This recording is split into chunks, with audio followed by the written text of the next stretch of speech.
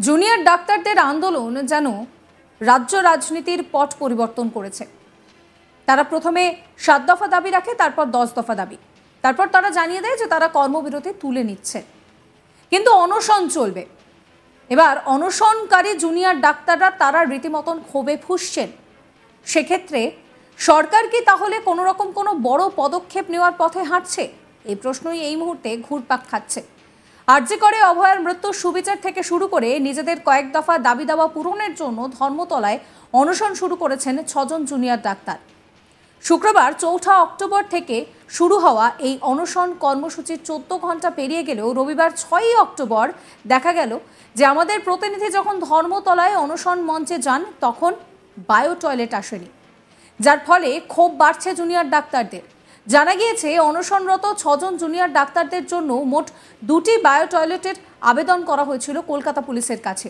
ইমেলের মাধ্যমে আবেদন জানানো হলেও সেই ইমেলের কোনো জবাব মেলেনি বলেই জানিয়েছেন জুনিয়র ডাক্তাররা। অনশনরত 6 ডাক্তারের জন্য 2টো বায়ো টয়লেটের আবেদন করা হয়েছিল, একটি মহিলাদের জন্য, অন্যটি পুরুষদের জন্য।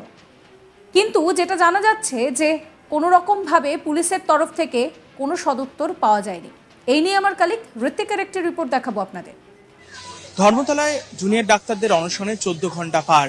এই মুহূর্তে এখানকার কি অবস্থা আপনাদেরকে জানাবো। আমার সঙ্গে রয়েছেন, যেমনটা আমরা দেখতে পাচ্ছি যে এই মুহূর্তে 6 জন অনশনকারী তারা এই মুহূর্তে ধর্মতলায় যে ধর্ণা মঞ্চ সেখানে কিন্তু তারা অনশন করছেন। 14 ঘন্টা পার হয়ে গিয়েছে এবং চিকিৎসকদের একাংশের যেটা বক্তব্য, এখনো পর্যন্ত সরকারের তরফ থেকে কোনো রকম সদুত্তর আসেনি। সেই জায়গায় দাঁড়িয়ে কতগুলো জটিলতার পরিস্থিতির সৃষ্টি হয়েছে। দেখুন, প্রথমে 24 ঘন্টার একটা সময়সীমা বেঁধে দেওয়া, তারপরেও কোনো সদুত্তর না আসায় অবশেষে আমরণ অনশনের রাস্তায় হাঁটা 6 জুনিয়র চিকিৎসক। এমতাবস্থায় একটি মেল ইতিমধ্যেই আপনাদের তরফ থেকে পাঠানো হয়েছে। কোনো রকম ইঙ্গিত বা সদুত্তর কি আপনারা? এখনো কিছু পাইনি আমরা ওনাদের কাছ থেকে। আমাদের কাছ থেকে মেল আমরা বায়ো টয়লেটের জন্য করেছিলাম, সেটার জন্য কোনো রিপ্লাই আসেনি। এখনো আমাদের বায়ো টয়লেটগুলো এসে পৌঁছয়নি।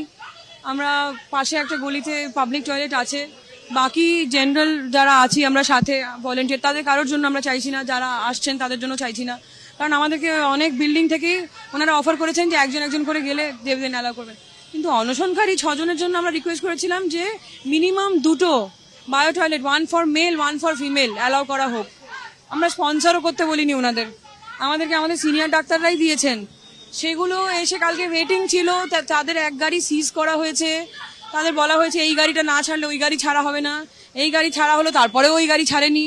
এই ধরনের কালকে সারা বিকেল থেকে এই হ্যারাসমেন্টটা চলেছে। কি কারণ আমরা বুঝতে পারছি না। আন্দোলন ভেঙে দেওয়ার একটা অভিসন্ধি চলছে বলে যত ভাবে সম্ভব ওনারা খুব ডেডিকেটেড ভাবে চেষ্টা করেছেন। এটা দেখে আমরা খুব আশা হতো যে কি কারণে এরকম করছেন। হ্যাঁ, ওনাদের মধ্যে তো আমরা আশা করি যে পুলিশের মধ্যেও অনেকেই আছেন, অনেকে নিশ্চয়ই অনেক চাপের পরিস্থিতিতে থাকেন। তাছাড়াও তো অনেকেই তো সদিচ্ছা তাদের তো থাকে যে না আমরাও একটা ভালো কারণে সবাই করছে, কেন নিজে থেকে বাধা দিতে যাব। তাও কেন এনারা এখন এরকম করছেন আমরা বুঝতে পারছি না। আমাদের যে বাস, যে ডেকোরেটর আসবেন, ডেকোরেটরদেরকে ফোন করে ধমক দেওয়া হয়েছে যে তারপর আমাদের বাস কিনতে হলো। সেই বাস যে কিনতে আসবে ওখানে নিয়ে আমাদের হেঁটে হেঁটে গিয়ে এক একটা বাস ধরে নিয়ে আসতে হয়েছে। আমরা যে এই যে এটা যে হয়েছে টাঙানো হয়েছে বাসের পুরো স্ট্রাকচার এবং ওপরে ত্রিপাল আমাদের নিজেদেরকে করতে হয়েছে প্রথম দিনে।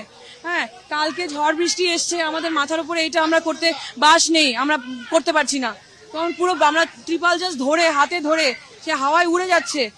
তখন না আমাদের খুব করুণ অবস্থা হয়, কারণ আমাদের পাশে দাঁড়াতে যিনারা এসছেন, আমরা নয় ভিজে নেব, আমাদের পাশে যে দাঁড়াতে যিনারা এসছেন ওনাদেরকে আমরা এইরকম খারাপ অবস্থা হচ্ছে, সেটা আমাদের খুব খারাপ লাগে।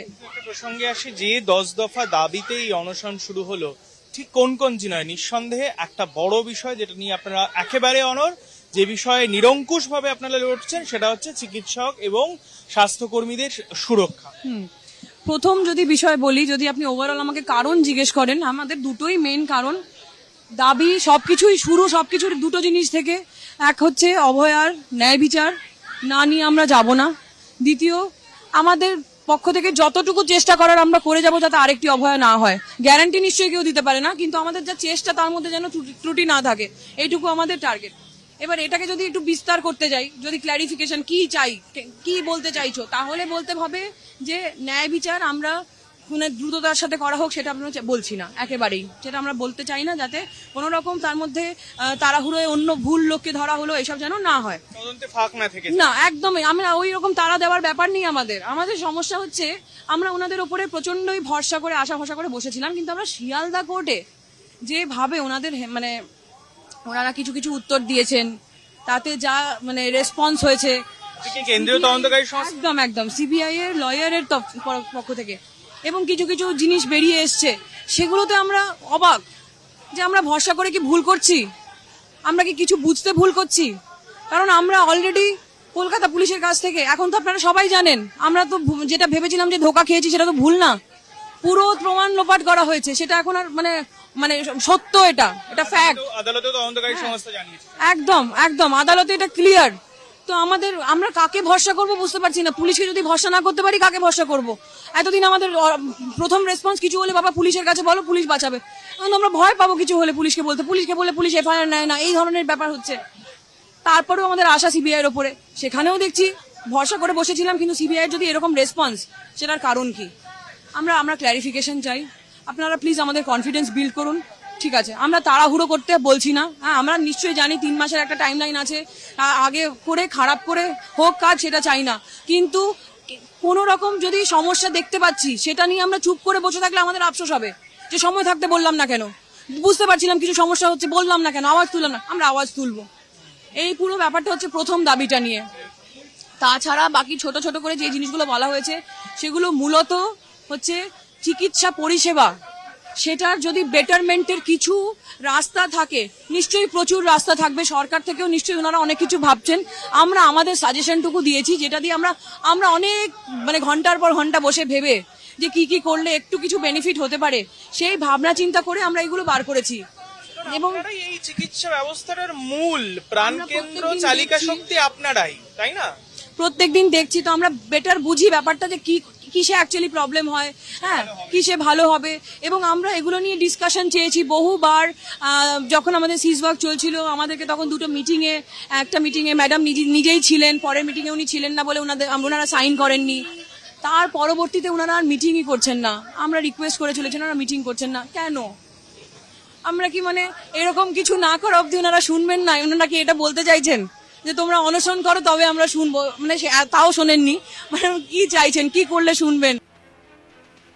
একদিকে বায়ো টয়লেট এখনো আসেনি, সেই নিয়ে যেরকম ক্ষুব্ধ অনশনকারীরা, তারা কিন্তু এও বলছেন যে অনশন মঞ্চ বাঁধে যে ডেকোরেটরসকে বরাত দেওয়া হয়েছিল তাদের কর্মীদেরকেও হেনস্থা করার অভিযোগ সামনে আসছে।